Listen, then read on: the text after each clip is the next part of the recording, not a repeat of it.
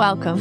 I'm Harmony Slater, your host of the Finding Harmony podcast. Over the past 20 years, I've taught thousands of yoga teachers and students to explore the intersection between ancient wisdom and modern everyday life, using mind-body practices to heal, awaken, and manifest their dreams from the inside out. This podcast is a sanctuary for those feeling overwhelmed by life's challenges. Are you ready to jump in and discover how these challenges aren't actually in the way, but are the way to finding harmony? Let's invite the magic back in. Well, hello and welcome to the Finding Harmony podcast. Today, I'm thrilled that someone really special to me, a coach mentor of mine, Marilena Minucci, is here to talk about coaching and what is this thing coaching that everyone seems to be talking about these days, or calling themselves a coach, or integrating different techniques into whatever they are offering or doing. I don't know about you, but my Instagram feed is chock full of personal development and strategies and tips and techniques to live a healthier, more fulfilling life. Well, Marilena Minucci has been a coach for over 25 years. She's created an entire coach training program called Quantum Coaching Method. And she's really about putting your own self-care at the forefront of anything that you're doing, especially during life's most challenging moments. And her wisdom to soul-centered self-care and soulful entrepreneurship has shaped how I coach and how I support my clients. And her impact in my life is a ripple effect, impacting and transforming my clients' lives in positive ways as well. So I really wanted to invite her here onto this episode so that we could talk more about her journey, but also coaching in general and why coaching is beneficial for us as individuals, as humans, but also for our clients and for everyone, really, why it's changing how we relate and how we have conversations with people in our lives. And my journey through coaching has really inspired me to create something that I want to share with you. I've been sharing it on Instagram, but I want to just come right out and invite you to enjoy and participate in my spiritual entrepreneur archetype quiz. This quiz is more than just a fun exercise, although it is really fun, but it is truly a gateway to uncovering your hidden leadership power and aligning your business. If you're a soulful entrepreneur, a spiritual entrepreneur, it's going to help you figure out how to align what you're doing with your true essence, with what makes you strong, your strengths. And after taking the quiz, you'll get your results and a few emails with some tips, a little kit to help you understand more deeply the unique characteristics of your archetype and how you can start to attract more of your ideal clients and maybe work on some of the areas where there's a little bit of weakness, further develop your strengths, and ultimately create a business that fills you with energy, that energizes you, that makes you want to get up day after day after day and feel empowered and feel inspired and really look forward to connecting with the people that you're here on the planet to serve. And if you would like support, accountability, a group, a sangha, a community of other spiritual entrepreneurs, definitely check out my Lightworker Mastermind program. I have designed this mastermind group full of big-hearted humans, full of other spiritual entrepreneurs who are on a lasting path of professional and personal growth. And we are going to combine all of these things: energy alignment, spinal energetics, breath work, all of these self-care routines and practices that we truly need to put at the forefront of our business development, but also really rooted business strategies, plans, sprints, challenges to help you keep building your business consistently, courageously, and in the most authentic way that is truly aligned with your essence, with your archetype, and what you want to do and be and create in this world. So those are a few of my exciting offers and what's going on in my corner of the world. And if you are interested in coaching, definitely check out the Quantum Coaching Certification Program, Quantum Coaching Essentials, and listen to this conversation with Marilena. She is a gift. She is so generous. She has such a big heart, and I can't sing her praises enough. So let's jump in and find all about what coaching is and why would anyone seek it out. Hi, welcome to the Finding Harmony podcast. I'm your host today, and I'm so excited to be here with one of my coach mentors, Marilena Minucci. Hello, Marilena. Hello, Miss Harmony. It's so wonderful to be with you today. You're one of my favorite people to have these kind of conversations with. I know. I'm very excited to jump into this. And I think probably what would be so helpful for the people listening is because you have been in the coaching industry for so many years and even Yes. have your own certification program and are just like a super well-respected coach who sits on the board of even many organizations that certify coaches internationally. So you are like the go-to woman for coaching in my mind. Thank you. I appreciate that. But like many people don't really understand what coaching is.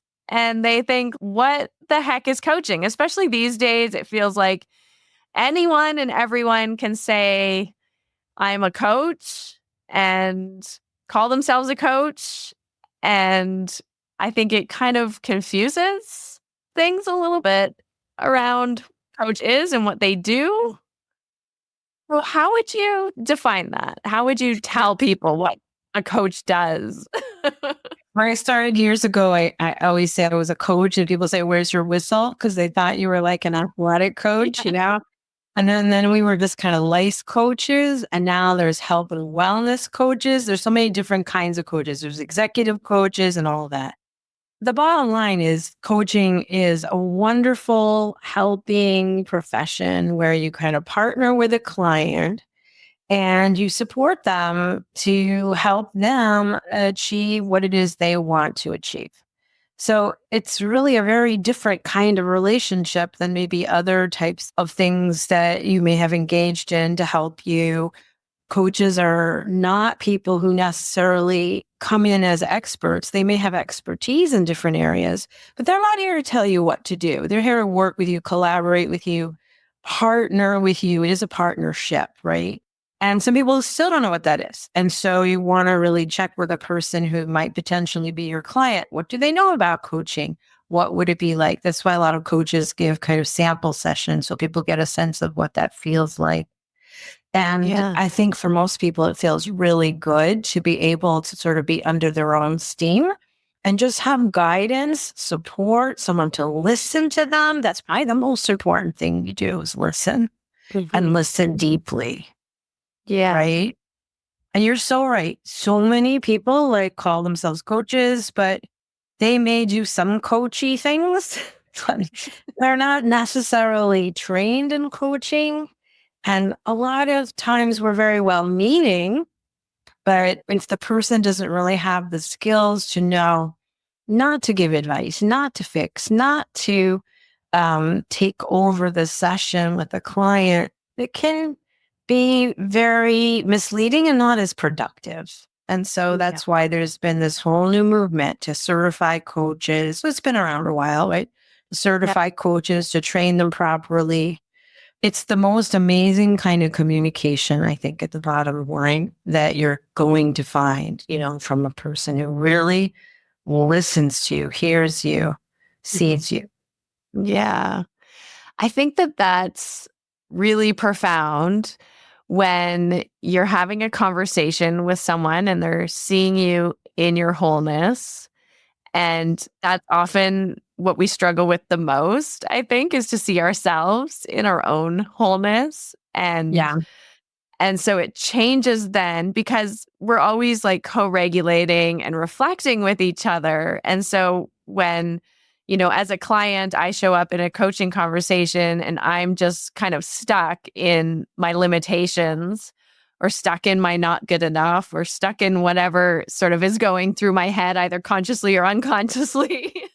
And then I show up in a conversation with someone like you or another coach, and they're holding me in a space of seeing my wholeness and reflecting that back to me, not in a cheerleading kind of way, like you can do it, but like just in a really inquisitive way that's helping me connect to my own wholeness.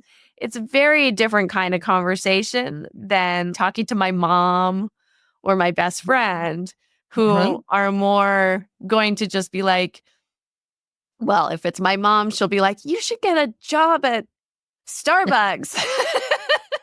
Yeah, advice given. Yeah. Why are you putting up with this? First, just do this. This will fix it. Exactly. Yeah. Or like my best friend who will be like, yeah, that really sucks, or that's so hard. And they just kind of like feed into my victim pattern. And so, as you say, it's a really profound way of having a conversation with someone.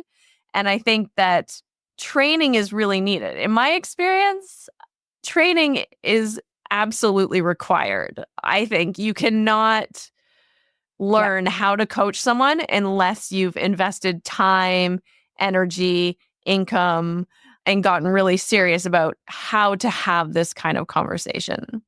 Absolutely, 100%.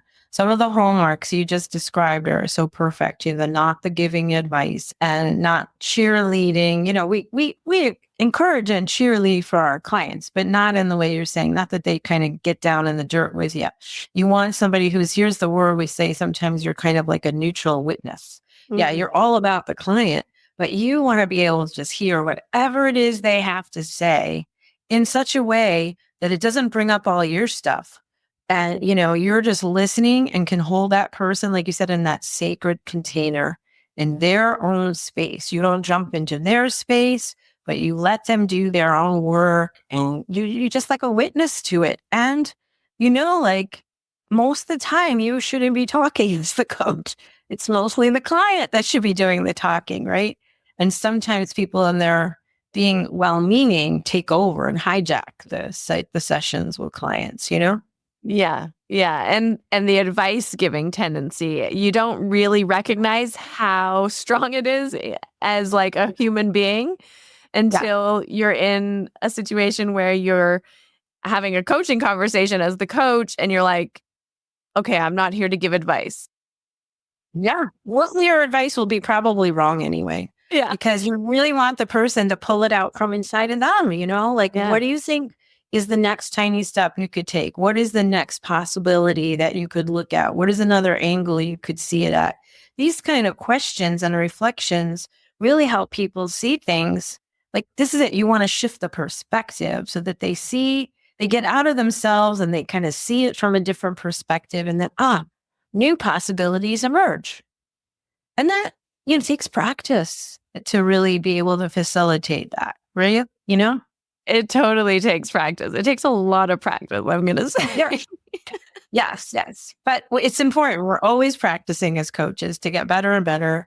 And listen, we think we're all such great listeners, but we're human too. I laugh because I ask students like, okay, so what's the most helpful thing somebody did for you when you were kind of in a crisis? Listen to me. What's the least helpful thing? Give advice, And then coaches are humans too. They get back into their family dynamics and they're off giving advice and doing all sorts of things. But I like to think, and I've experienced over time, that I get a little better at it with everybody because it's so important to be a good listener and a productive, active listener, And there's real skills. I guess you say active listening, I think skills. Okay. So there are real skills and techniques in helping someone actually hear themselves. And as you say, see things from a different perspective, see themselves more clearly, understand a situation in a different way. Right. Yeah. Yeah. And that's what it's really about. So when you're stuck, like you said, when I get stuck, anybody gets stuck, it's like all of a sudden your vision's here. You don't see the bigger picture.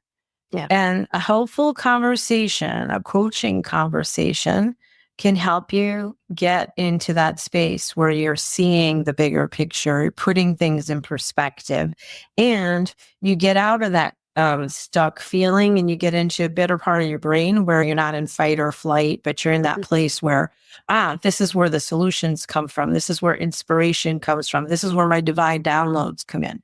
Yeah, I love that. Okay, so this leads me to think of another thing. So often in a yoga practice or in a yoga context, this happens a lot, right? Because you go into your yoga practice, and especially in the Ashtanga kind of method, but it can happen in other methods. But if it's a Mysore style class, we practice in silence typically. So you're not just like following what someone's saying, you're doing kind of your own practice within a room, either by yourself or with other people, that's being held by a facilitator.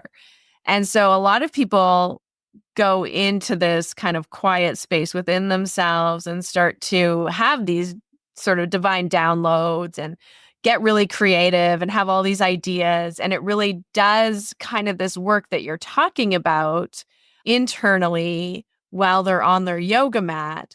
But what do you think the benefit is? So I can imagine some listeners saying, well, I do that all by myself.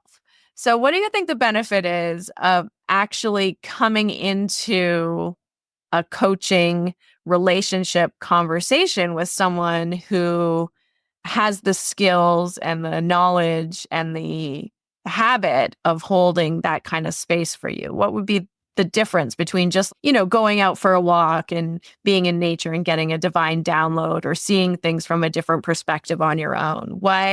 What's the benefit of having someone else there with you? Well, I mean, that witness piece is important, but it seems to me that we get the divine download. What happens when you get off the mat? What happens when you go back into your real life in the rest of your life? Not that that's not your real life, but that you get back around people and the world is pulling at you. And so how do you integrate what you're learning? Like for me, the coaching, why I loved it. Look, I was a counselor when I first started, a mental health counselor. And why I loved coaching was because it was so present, focused, and so action oriented. It helped me break down, it's great to have the divine download. Okay, so now how is that going to play out in my life? So to have somebody to really work that through and say, okay, how am I going to integrate it? What small steps am I going to take? What is going to change? What patterns am I so used to that this new information could really be a game changer? It could take me in a whole different direction in my life, but it might involve a little courage or a little bravery to take some small steps or to create boundaries with people in your life or situations in your life. So that way you create space for yourself. You want to create space for yourself to do, the things that you want to do, or to stop doing the things you want to do, whatever it is, to make the shifts. Does that feel right? Yeah, totally. And I think just to add to that, one thing that I think is really powerful too, and you're speaking to it, is I can get all kinds of downloads. Like I should write a book, or I should, I don't know, eat healthy. Healthier. Right.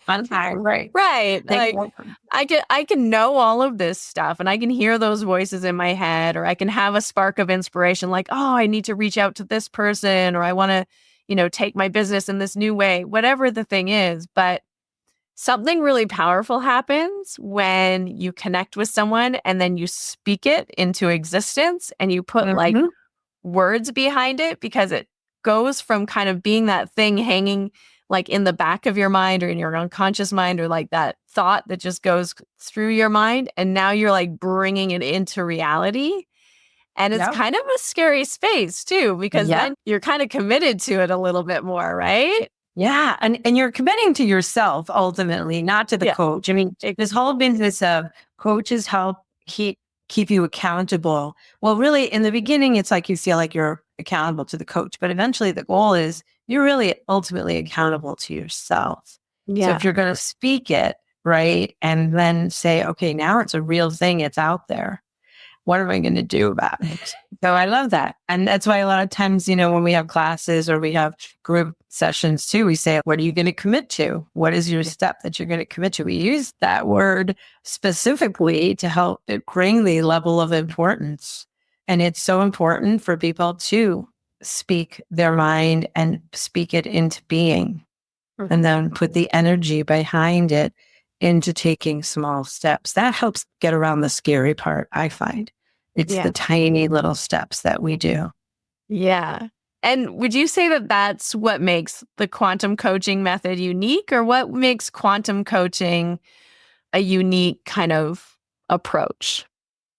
Well, I created quantum coaching after taking care of both my parents in their last days, and especially more right after with my mom. I was a new coach then, and I just want to do everything to fix her, to make it better. And then I finally came to the realization, with the help of my coaches at the time, that it might not get better in the way I defined better, that this was her path, and that my job here wasn't to jump into her space and fix it, but to walk alongside her and experience that journey. So that's really when quantum coaching got born. So in my view, the whole idea of how we do things we expect to have change is to understand, first of all, it's just part of your lifelong journey, right? And so we want to work with the powers and the laws of the universe, right? First of all, yes, to just decide what is it that we really want. It's got to be an inside out approach. It can't be because somebody else tells you you should be something or not. It has to come from your heart, from desire, from the passion of what you want. So we really help, coaches, and we help our coaches help their clients to get into that space and make those shifts gentle, loving, heart-centered, right? To create new neural pathways in the brain, to kind of rewrite old patterns that no longer serve us, because we get so stuck in that stuff for years, just to work more organically to bring about sustainable change. Right. Yeah. So that's what I think. It has to be a gentle process. And I'm not saying you're not holding yourself accountable, but it doesn't have to be about beating yourself up. I'm a recovering perfectionist, and I know many people out there are. And you can just beat yourself to pieces. But this whole idea of having a little self-compassion is a radical for a lot of people, but it's so critically important.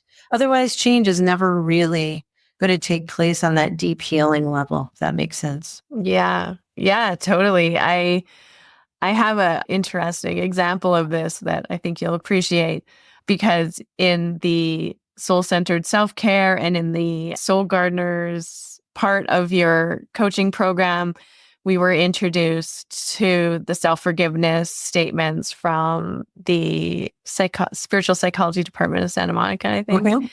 I forgive myself for judging myself for blah, blah, blah. The truth is blah, blah, blah. Or I forgive myself for buying into the misunderstanding, whatever that is, the truth is. And I use that all the time in my coaching. I love it. I think it's the most powerful thing. But for me, I was trying to shift a pattern, a habit around drinking too much. Not like excessively all the time, but just, you kind of like have one and then maybe two, and then you go to bed and you wake up at 3 a.m. and you're sitting there, what? Like, now I'm not sleeping good. Why did I do that again? I know it's social, but just forget about it, And you're like cycling in this negative self-talk at 3 a.m, which doesn't help anyone. Exactly. So I was like, okay, this is not working. This is not a functional pattern to shame myself into a different type of behavior or a different relationship with alcohol. So I'm like, I'm going to do the total opposite. And so at 3 a.m, when I woke up, we were on vacation, we were having a nice time with my family, it's like a part of the family culture. And yet I'm having this little inner war with myself, right? Right. So I wake up at 3 a.m again, And instead of feeling bad, I just started going through it. I forgive myself for judging myself for drinking too much wine. The truth is, I was with my family and I was trying to have a pleasant time or, whatever my truth was in the moment, because it's always like what it is in the moment. In the moment. Yeah. And I would just do it over and over and over and over again, this radical self-compassion. And it really shifted it. It totally shifted it for me. It was like all of a sudden I wasn't fighting myself anymore around it, and it shifted the behavior. And then all of a sudden I was like, I actually don't really need to drink to feel okay in this situation. I'm feeling really great and I love myself. Then rough works. Yeah. You have these tools and you just have to remember to use them. Yeah. It's like I said, you get a cold and you forget you have echinacea in the medicine chest, right? Yeah. You're like, oh, wait, I have a tool for that. And you have a tool and you used it, and how beautiful. Yeah. Like that was, to beat yourself up, which many of us do, and to shame ourselves goes nowhere. It's like the big black hole that goes down, down, down. There is no coming out of that. The only way that I have really found that really helps shift behavior is to come from this kind of pathway that you're talking about. It has to be through self-compassion. Yeah. Yeah. And you marry it with that self-responsibility, taking care of yourself. And then you find that place, that sweet spot like you found. Yeah. Yeah. It was actually like kind of profound, just how quickly also it worked.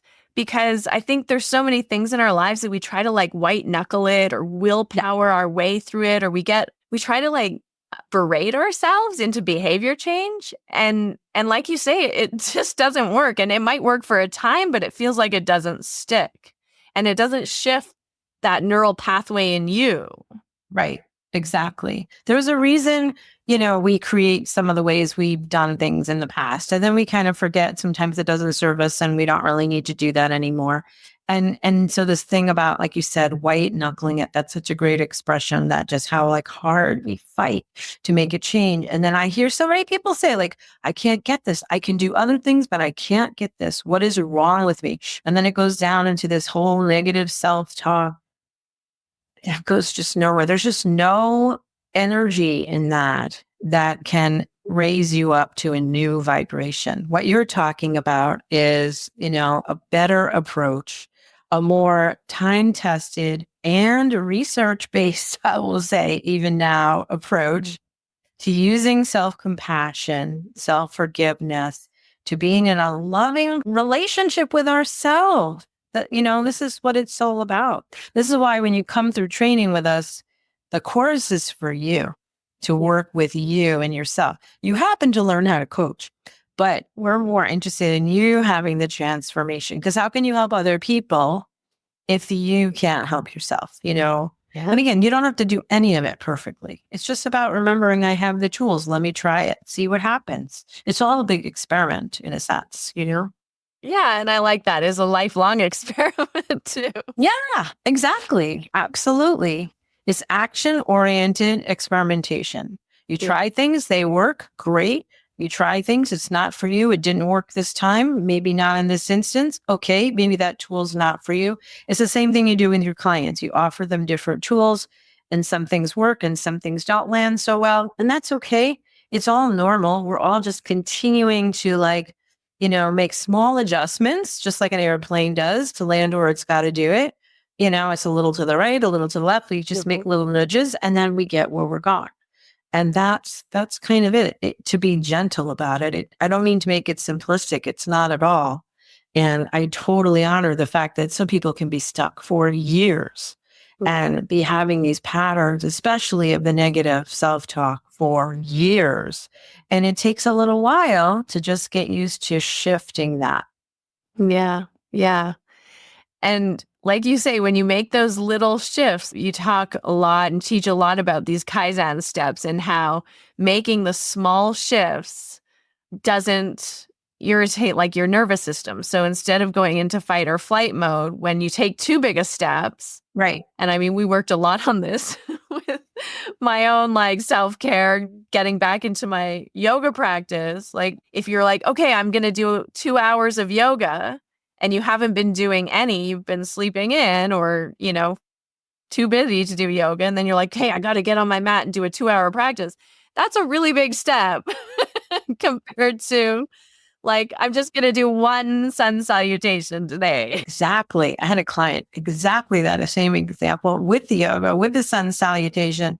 She had this huge step that she wanted to take, and we kept breaking it down until it was so like she could feel it in her body. She was going to do it. You like already know, like if you make the chunk too big, if you're going to do it or not, because we're all kind of tied to the all or nothing. I'm going to do it, I'm going to do it big, but it's really proven that does not last. That does not work. It's tied to willpower, and that just doesn't last either. So it's the nudge. I think of every time I've been in a yoga class where an instructor has come over and just nudged me a little because my foot was in the wrong place, or this would be a little bit better position. And over time, like I got it. You know what I mean? But it's the small corrections, right? Yeah. That gentle approach, I think really works the best, to just always break everything down into tiny, tiny little steps. Yeah. Do you ever notice when you're really stuck on something like procrastinating, right? And you just need to find one tiny step. That's what I always ask myself. What's one tiny, ridiculously tiny Kaizen stuff, like you said, that I can do, to make this happen, just to move that boulder, just a little nudge. Yeah. And before you know it, that boulder's rolling. I know. I think of you every day, Marilena. I get so much resistance on this. So many students are like, no way. I got to have a giant to-do list. I got to have all these things done. I said, no, trust me. The smaller the steps, the faster you go. It's true. And then you're right. I know, every day. I'm honestly, you're in my mind and my heart every day, because I have my giant to-do list. And then I'm like, okay, all right, I got to break this into smaller steps. Open the tab on your browser. Yes, that's what we're talking about. Done. It's magic. It's just magical. It's kind of a little secret, but it's really magical. With those tiny steps, if you're moving forward, just like taking these incrementally, like almost unnoticeable steps, first of all, you're not freaking out because it feels easy. And so you can stay in a place where you're not activated. And you end up, like when you think of an airplane, I love that analogy, right? You end up in a totally different place than if you hadn't done anything. Yeah, because otherwise you would just stay stuck wondering, when am I ever going to get that impetus to do the whole big project? You can't write the whole book in one sitting, one chapter at a time, one sentence at a time, one word at a time. That's how we do it.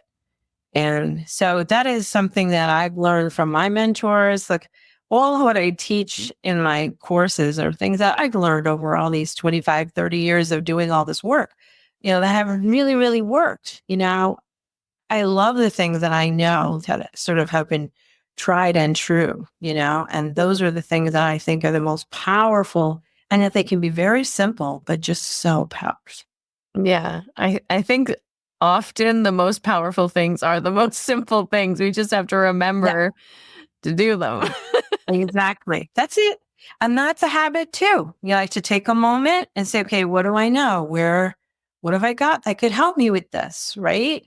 It's, I have that, let me try that, And so as a coach, little by little, a coach isn't about what you do. It's about who you are, and it's about how you live your life. It's about how you see things. It's the lens through which you see things. Right. So we talk a lot about the coach approach, having a real heart-centered approach to everything, which is really a nice way to live.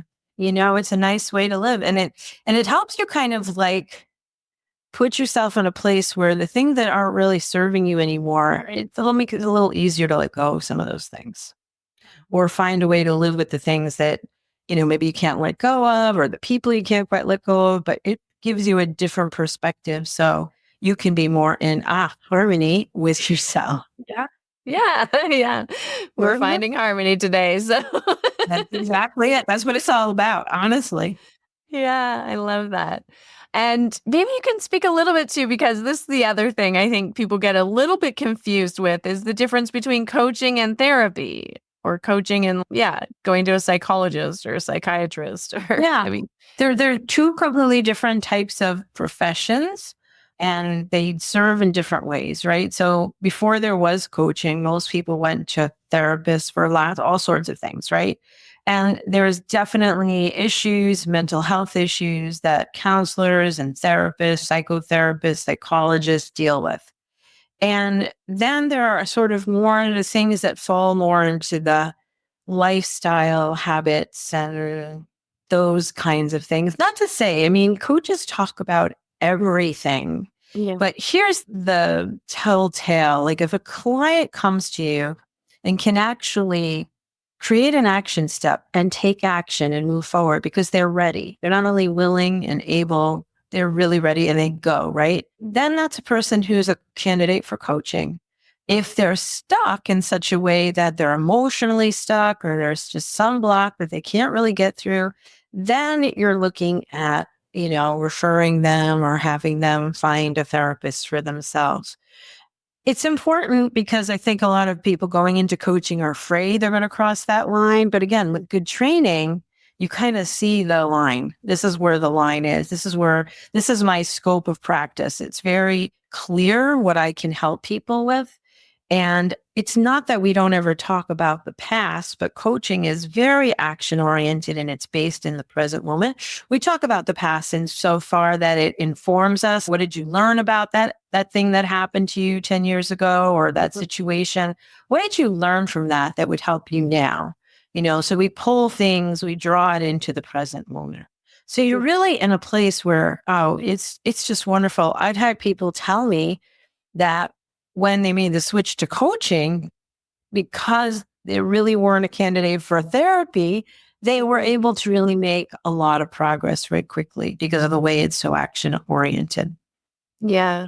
Yeah, I think that's true. And I think it's really positive too. Sometimes I feel like, I don't know, I just had this experience. So maybe this is just me projecting, but like when I went to the doctor, and, I mean, maybe going to a therapist is different than going to the doctor, but it feels kind of similar in my mind.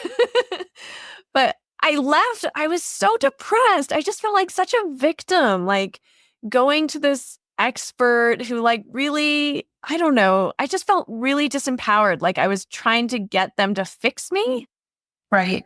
And even though I didn't really want them to fix me, but it's just like the relationship dynamic, I felt really like, I was like, oh, But there's that line, like where we learn traditionally that the expert can fix us. And now the empowering part of coaching is that we learn there's a lot that we can do to help ourselves, not necessarily fix. We want to get out of that word, but this idea that, I was just having this conversation with a coach today, went to a doctor. The doctor says, okay, well, your cholesterol's high, fix that and dismiss them and didn't tell them how, didn't tell them what, didn't tell, fix it or we're going to put you on medication or whatever it is. right. And there's always that sort of like, okay, next, and you're like, well, now what? Now what do I do with health and wellness, with anything? What do I do? Yeah. It's like when you How graduate do I school, do that thing? yeah, exactly. Yeah. So coaches are also great distillers of information, especially health and wellness coaches. They learn stuff all the time. And part of their job can be to educate. They change hats and they kind of educate. But when they educate, they still have to turn it back over to you to say, hey, so now that I shared this information, is any of that helpful? You'll remain the expert on you. They may be the expert on some other subject, but you remain the expert on you. And how empowering is that? Yeah. To know it's up to you, like that I can take steps or not take steps. It's all my choice. Yeah, that was the thing. It was, I think empowering is a good word for it, because I left feeling completely disempowered, not because she was trying to disempower me or anything. It was just the nature of the interaction was sort of like, yeah, you have an autoimmune disorder, but there's nothing we can do about it. So, good luck. And I was like, what? So that's an interesting experience that I think so many people have. And when you think there is so much that I could do about it, if I was really told that, but I really got to get over the shock, the, intensity of all that before I can even start to think about, okay, what else could I do? So he asked me, what is a good thing a coach can do? A coach can really help in a situation like that, help you assess what was said, help you figure out what other resources are possible, and help you hold you to like going to investigate those resources so it doesn't feel hopeless. I had that honestly with a recent client who came to me, and she has an issue, a serious, what will be a debilitating disease. But I said, have you looked at this or this kind of provider? We had that conversation. Now she is off and investigating so many different possible solutions, and she's so empowered, so excited. All I had to tell her was, why don't we make a binder for all the different things that you're collecting? She was a binder person, you know what I mean? Yeah. But now she feels empowered. She goes to these appointments. She knows more than a lot of the people she's talking to. And she goes, you're not for me. I'm moving on till I find the right practitioner for me. So I don't have to help her with the issue, but I can help her work through it.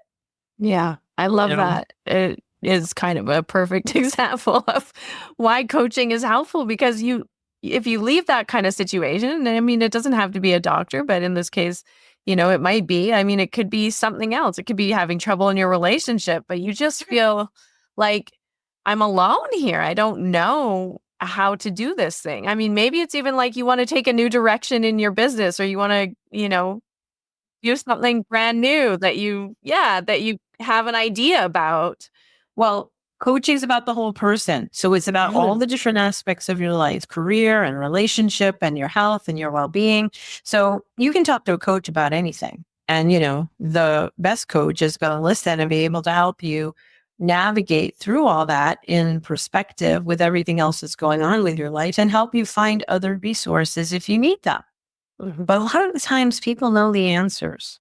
They just need someone to listen to them and help them bring them out, so that way they can use those answers or take some steps to just sort of explore what else might be possible for them. It's really, really ultimately kind of about hope, just making sure that we keep hope alive and we keep focused on what's most important for us, what we're really passionate about. Yeah. The world does a good job of dampening that down all the time, and we just need that support. Yeah, that's such a good point. And relearning how to listen to your inner guide, I think, like your inner knowing. And if you don't know, like being with you to help experiment so that you do know. I think that's something that isn't really encouraged so much in our mainstream society. And I think that's really what coaching also brings out of us as humans, is like, well, what do you know? And what is your guide trying to tell you? Where is it leading you? And like, let's follow it and see what happens. You have that inner wisest self, that connection to wisdom, your highest self, whatever you call it. You can tap into that intuition. What a source of amazing information. We always say the body never lies. It knows what's really going on. When you feel things in your body, it's already expressing things way beyond this brain. We have a brain in our belly, right? We have that enteric nervous system. We have so much that it's like a humongous computer we don't tap into, Yeah. It's bigger than Google. But you're so right, because who teaches you that in school? You have a bellyache, oh, take something. Who teaches you that when you're a little kid? Do your parents say, oh, well, what do you think what's going on with that? We have to kind of really relearn that. You're 100% correct. That is so powerful. So this is why a coach is not looking to create a lifelong client. Your clients might become lifelong because they want to continue working with you on different things. But your goal is to help people help themselves, right? So I have clients who come work with me on something. They go live their life. They do their thing. Something else comes up. They want to check in. They check in. And that works out great. They have a source that they can trust and that coach that's there for them, that they know somebody's there for them, but they're really going out there and putting it into practice, what they're learning. And then they do their growing and then they come back when they need support. Yeah. Yeah. It's so powerful. So, in your experience, what's the most amazing transformation you've seen for someone? Oh my gosh. I mean, I've seen people heal themselves from disease, or reverse things they didn't think that they could, right? I've seen women find their voice and be able to stand up for what they really want. And that might have meant, in some cases, new careers. And that might have meant, rediscovering themselves after they became empty nesters. That might have meant severing a relationship that no longer worked after so many years. It's really amazing. I find that even just people going through classes with us, some classes you may have experienced it in yours, everybody's moving all of a sudden, or everybody feels the need for a shift or a change, But the most powerful thing is somebody learning to love themselves. Yeah. Yeah. To me, that's like the meta outcome for me, to say that you really can say you love yourself. Yeah. That's huge. So many women, especially, can't do that. Yeah. And to be able to be in a position where you can sort of start with, okay, I can tolerate myself. I accept myself. Okay, I like this about myself. But then to say that they love themselves, that to me, it's amazing. That's what changes the whole energy and vibration of the planet, I think. Yeah. I agree full and wholeheartedly. It's profound and definitely a gift that I think was brought into my awareness through the quantum coaching curriculum that I did with you and just your presence as a coach and as a human. It's so Thank you. all unconditionally loving. Well, and I received that and I give it back to you double. I love that exchange. I loved having you particularly in class, but you know how these classes are. There is no particular reason, but I trust the universe brings everybody together who's supposed to be together for a reason. And every human that comes through this program, I find their level of transformation amazing. When you see people on graduation day, and you look at their faces the first day, they look like completely different people to me. Yeah. That's so cool. I see it and I'm like, wow, wow, wow. And I'm just so blessed to be a part of whatever it is, you all go out and do. What you go out and do in the world is amazing. What I see you do is incredible. I get to sort of experience a piece of that, a little bit vicariously, but I'm just so thrilled that you got what you needed for you to be more whole as a practitioner and to get through anything in your mind that is a limiting thought or belief and have tools to get through your day to day, because that's what we got to just do day to day, right? And be able to have a vision for what else you want to create in the world and be able to deliver your gifts to the world without hesitation.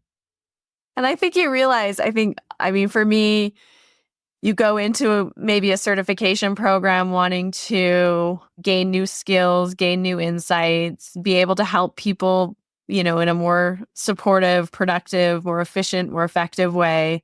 And of course, that's like the motivation for going into, a coaching certification program. But I think you're right. What actually, you get all of those things for sure, but the really deep transformation comes from the work that you do on yourself in that kind of program, because you really can only hold that space as deep as you've gone. And so 100%. You got to look at all your own shadow stuff and be with it and start to transform it, or, at least acknowledge it if you want to be able to go there with other people, right? 100%. The more work you do, the more work you can do, right?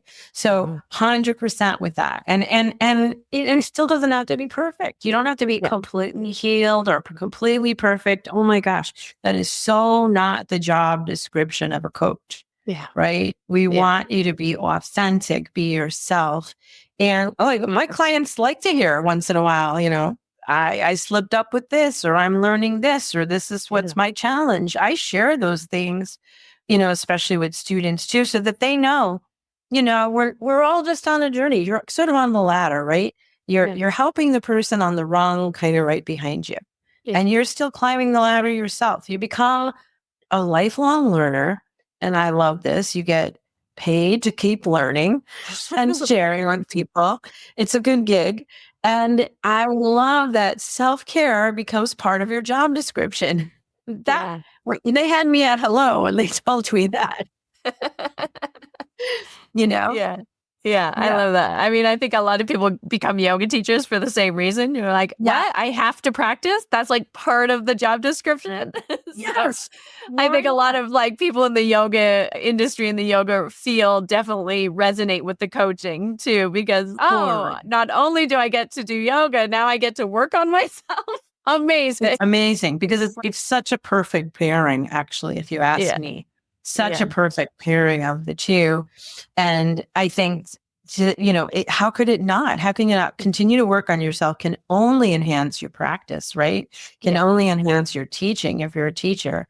But it's all body, mind, spirit. It all has to work together. You got to cross the bridge somehow.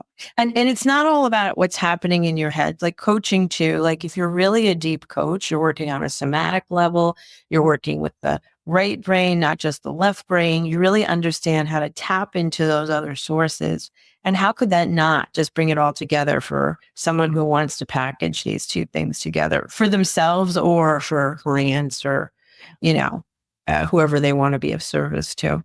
Yeah, 100%. I think that was a really big thing that I got out of your program in particular, because before I came to quantum coaching, I also did the Institute for Integrative Nutrition, which you used to be on the faculty for, right? I was faculty for them. Yeah, I think I still have a video or two there. Yeah, a video or two. Never met. Exactly. And I mean, that was a really nice program. It was, a little bit more into the nutrition. I mean, it was a good foundation program, I think. It's a springboard, right? Yeah, their upgrades and their updates. And I did also their coaching practicum. So we did get, some live coaching experience. But really, yours is very in depth with the coaching method and coaching methodology. When I was in your program, because we were working with the coaching methodology and then also all of the teachings that you were doing, and because it's live classes, so it's really like a mentorship, almost more than just like a program where you're watching videos. I mean, there's videos too, but it's really like a coaching mentorship more than even like a coaching program, because there's so much contact. But I think in the yoga field, and I'd been in the yoga field for 2 decades before getting into coaching, and it was always in my nature, of course. So there's something that's drawing me there. But this idea that I think sometimes in the yoga field, we as teachers, because you're in the teacher role, there is a lot of pressure to show up as perfect. Yeah. Or to show up in a certain light as the one who has the answers, as the one who holds the power in that relationship. And so as you are in that kind of dynamic, you also kind of get a little bit addicted to that power or that showing up in your perfection. And it becomes isolating. And also, I don't know that it's the most effective way to enter into that kind of dynamic or relationship. And especially not these days. I mean, a lot's changed in 2 decades, but I feel like with coaching, I feel like it needs to be mandatory for every yoga teacher to go through a coach certification program, because you need to dismantle all of these hierarchies in your mind and show up in your authenticity so that you can really help people and help people effectively within themselves, so that you're not just reinforcing some of those old patterns and wounding and reliving this power dynamic of I'm your savior and I can help you. And, this whole kind of deadly trio. It's the rescuer again. If you're rescuing, or showing up in that space you're just describing. You cannot be coaching. It's like you got to turn up the volume on the client and turn down the volume on you. And now I hear what you're saying, though, but there's a lot of pressure because you think I have to be perfect. People are looking at me. They want to emulate me. I'm supposed to show them exactly how to do it. Right. Yeah, I understand that. It's a lot of performance. It's a lot of high intensity performance. Yeah. Well, coaching, you want to dispel that right out of the gate. And just like I'm a human being, just like you, every coach I know who's a good coach has a coach, if not more than one coach. I have coaches, you have coaches, we all have coaches because we believe in it so much. And so you're right, that word dismantle is beautiful because it really helps you as coaches. You learn to dismantle that I have to be perfect. Because if you're worrying about being perfect, you're not focusing on the other person. You can't be listening to them if the volume is so loud in your head about, oh my God, I'm too heavy, I'm too this is not right, color doesn't work for me, whatever. Yeah. I didn't do that posture the standard that it needed to be to demo it or whatever. Yeah, exactly. Yeah. And trust me, I don't think people are thinking all these things that we think they're thinking as much as we do. Do you know what I mean? It's just not like that.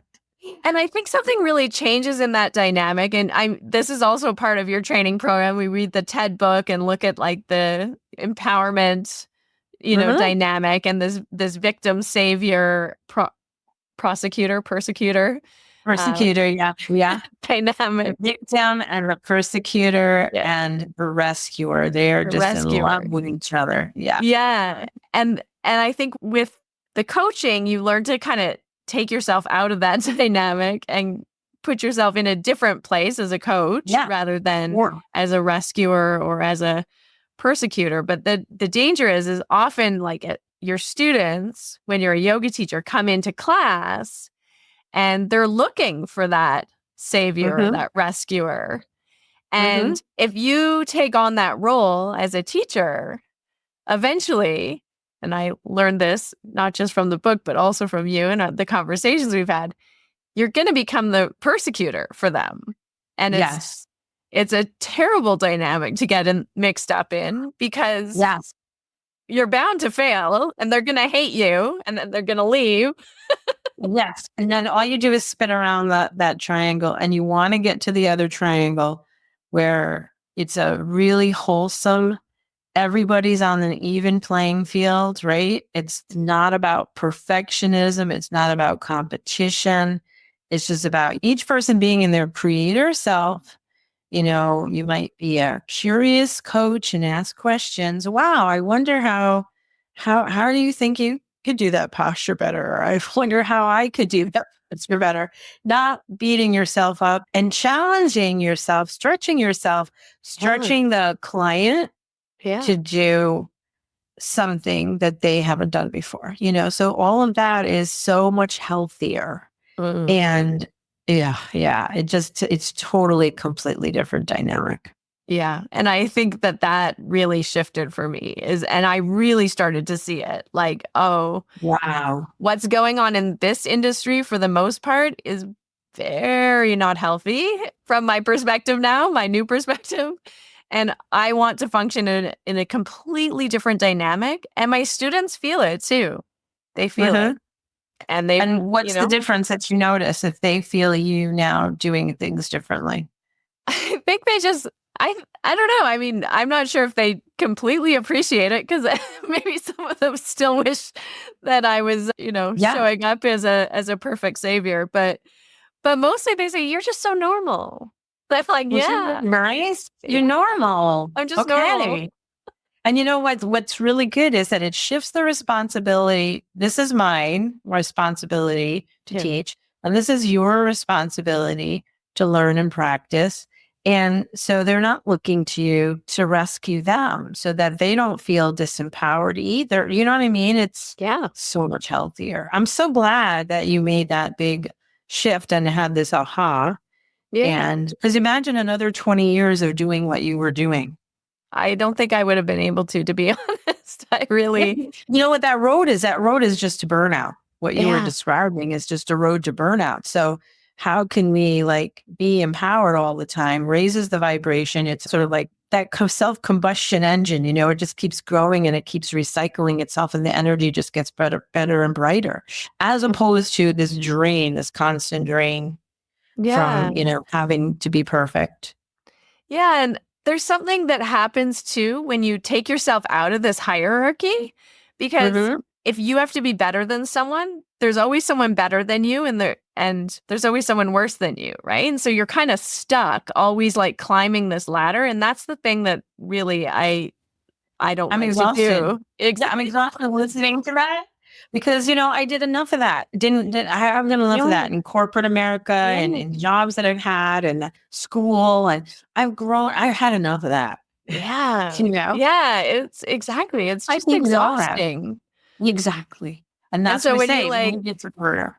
Mhm. yeah, it leads to burnout. And when you're able to see, oh, no one's better or worse than anyone, and we're just all working on ourselves and on our own journey. And my journey doesn't have to be your journey. And, we Exactly. don't need to compete all the time. It's the parallel path. You do you, as they say, I Yeah. do me. Yeah. And, for times we walk along the same path.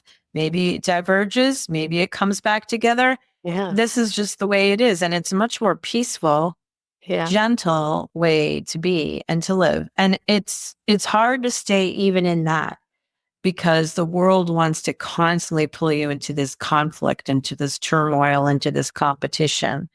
And this is part of the practice when you're learning to coach, is to sort of always, oh yeah, get that gentle correction. Let me get to a more palatable mindset, a more healthy mindset, better boundary. So that way I can be, as healthy as I can. I can always take care of myself. For Yeah. us, the center of our model is the self-care. That's where we start. You got to start there, and you got to have good boundaries. And that means not drawing into or getting into all this drama all the time. We're all about the drama. It's very exciting, Yeah. but it's a short road to nowhere. Exactly. Yeah. It's so true. Yeah. And also I love with coaching too, there's a lot of encouragement about sharing. And like you said, we all have many coaches or different mentors. And I've never been with a coach who's, you just need to coach with me only and stay, like you're Yeah. my mentee or something, like really Right. possessive or controlling. They're like, no, go, like get support, like work with people, find out more. Yeah. Like it's all very so encouraging. And that was something really different from the yoga lineage that I was a part of, which was all very much, if you go to other teachers, you can't be my student, and very Oh, that's hard. That's hard. yeah, Yeah. intense. Very hard. Yeah. Because it's hard. It's to put that pressure that you're all things to your people, to your students. Like that's really challenging. I know that I think a team approach works best. Like you've got to put together a team of mentors. If, for your professional life, for your health, for your wellness, you need a team. Yeah. You need to know who's going to help me with this, who's better at that. Even with my medical practitioners, I see one chiropractor for my hands, one for my back, and they don't compete because one does hands and one does the back, and that's the way it is. And then acupuncture in between. You know what I mean? So you got to put it all together. Yeah. Wow. Yeah. I like the team support. I think it's good because also as a teacher, I don't want to be all things to my students. Yeah, as a coach, exactly. I also don't want to be all things to them. Exactly. Right? It's really helpful. Like be a concierge. You got to help them put together the whole team for them. Yeah. Yeah. Oh my gosh. That's a lot. I didn't know that about yoga. And now I'm learning something new today, but I'm glad you're seeing it and you're being a revolutionary in this. Yeah. I love it. Yeah. I'm changing the yoga industry. And yes, you are. Be a rebel. Go for it. I love that because it has to be called out, Yeah. If it's not working, maybe there will be those who will hear what you're saying and it'll be a better experience all around for everybody. Yeah. Yeah. No, I think we can, because yoga's about freedom and it's about liberation and it's about finding yourself and listening to that higher self and aligning with it and merging with it and all of these beautiful, beautiful things. Mm-hmm. And I think sometimes the politics or the drama get in the way of actually embodying and living the yoga. And for me, it really was coaching that brought in this perspective that I was like, oh, this is the essence actually of the yoga practice. Is this Right. self-inquiry? Is this learning? Is this curiosity? Is this inquiry? Is going into these deeper, darker places and looking at these patterns and unprogramming, you know, my Unprogramming. That's yeah, exactly right. There's a lot of deprogramming, unprogramming, I say unlearning of things unlearning. that we thought were helpful, but they're just really not that helpful.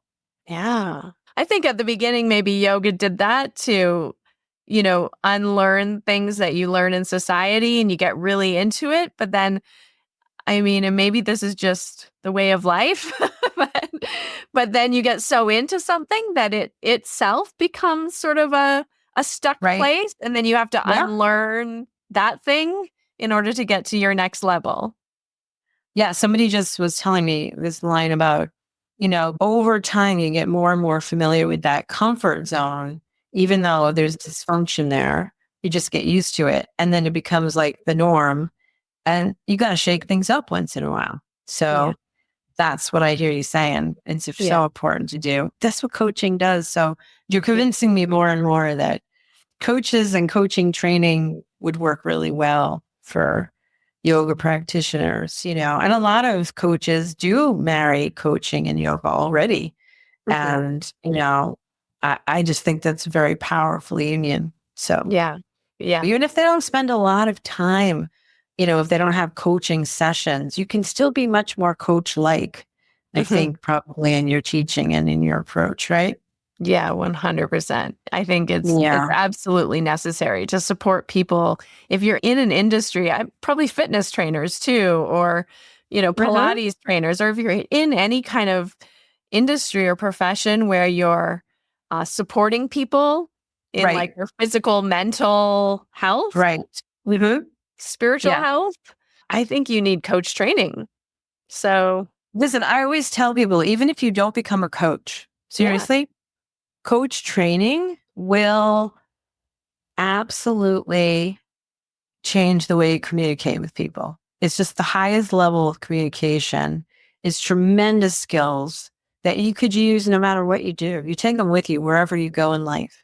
However, you have any kind of conversation, personal, business, whatever, it's going to support you. There's no question in my mind. Amazing. Sign me up for another training. Speaking of which, how could somebody find out about quantum coaching and your certification program? Oh, thanks for asking. So they can just go to quantumcoachingmethod.com. And on my website, they will see our quantum coaching essentials training, which is our main training. But also, we have lots of other great stuff available for people. Even a quick starter would just be quantum coaching questions, which is my little book of a bunch of questions, because those are great questions that I tell coaches as you read them. You got to be willing to answer those questions before you ask them. But it could come up for somebody who is just wanting to get a little bit more of a coach like mindset Yeah. and start answering some of those questions. And so just get on our list because we have all sorts of wonderful programs. Some are free, some are low fee, just things to experience coaching. And and if they want to talk to me, I'm very accessible. As you know, you can email me. You want to have a conversation about your vision for coaching, I offer anyone really a visioning session to get started that doesn't cost them anything, to talk about the vision for their life or their work, how they might integrate coaching if they're interested and serious about coaching. I Yeah. mean, there's a lot of coaching programs out there. We just do it a little differently, I find. Like you said, we're more of a mentorship program. We Mhm. keep it small. I've taught at a lot of different schools, big schools, and I like this smaller approach where we get to know you. You have access to me, to the other instructors, and I'm the primary instructor, but still, it's a family. And then when you're done, we don't just drop you like a hot potato. You're like in the family. We have alumni calls, we have so many different events and challenges and different ways for people to engage. That's fun. Keep it light. But also, that you have a community that you're a part of. I think, whether you choose our school or another school, if you're serious about this, you want to find out, what are the graduates doing? You want to find out, how do you support your graduates? You want to find out, how they have, continuing education and that sort of thing. And do you have access to instructors or mentors? I had a coach that came to me and she had signed up for another school. And as soon as she finished, she came and enrolled for hours. Yeah. And I said, well, how was it? She says, well, when I graduated, I don't think anybody even knew I was there. I said, well, I guarantee you on our graduation day, you'll be crying because you'll be sad it's over. And she was. But it's never really over because, not only do we do that, then we prep you for the national board exam, which is the National Board of Health and Wellness Coaches, or if you prefer to be ICF, which is the International Coach Federation certified, we prep you for that. So we put you on a pathway of professionalism. And, that is with a foundation of some solid coaching, building your coaching skills. So you're really confident. I know everybody who graduates says, if a client sat in front of me today, I know exactly where to go, and I feel confident that I would know what to do, and that's not true of all programs. So you have to know yourself. How do you learn? Are you an auditory learner? Do you do well in small groups? Experiential learner? We focus on those kinds of learning. We're not heavy with tests and things like that. We have what we have to do, but we also know that proof of your being a good coach has nothing to do with just regurgitating something on a piece of paper. You got to coach well. You got to be heard. Somebody's got to give you feedback. And that's how you build those skills and you build your confidence. Yeah. Yeah. I mean, it was definitely the most hands-on coach certification program that I've taken. And I've taken 3 now.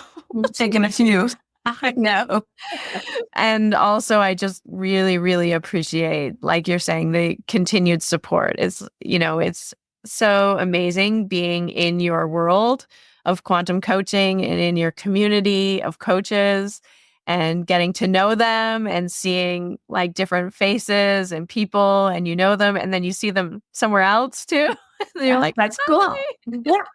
It's so supportive and just has really enriched my life. So I also am just so happy you're here and to share the program. Oh my gosh. I am so privileged. Thank you so much. I've so appreciated our conversation and I loved spending the time with you, having this conversation and it is a coaching conversation and a conversation about coaching, but nonetheless, very, very powerful and heart-centered. And I just appreciate the opportunity to meet all your amazing raving fans. Yeah. Yeah. Future coaches listening. Absolutely. Wait, before you go, I want to share something really special with you. If you've been feeling called to up-level both your energy and your income, if you're a yoga teacher, healer, coach, or light worker who's ready to create a thriving, sustainable business, all while deepening your spiritual practice, this invitation is for you. I'm opening up a high-touch business coaching community called the Lightworker Mastermind. It's focused on integrating all parts of you, mind, body, and spirit, to help you align your energy and create a sustainable, soul-centered business that allows you to both deeply serve while living abundantly. You'll receive personalized guidance, grounded business strategies, and sacred support to help you break through the energetic blocks and step into your highest potential. Plus, you'll join an intimate community of visionary leaders who share your passion and understand the unique challenges of building a spiritual practice and business. Annual members will receive an exclusive one-on-one strategy session with me to accelerate your transformation and give you your unique path forward. Trust your intuition. If you're resonating with this invitation, it might be exactly the aligned support you've been seeking. Apply today. You can find all the information at harmonyslater.com/lightworker-mastermind. And until we meet again, live light, travel light, be the light.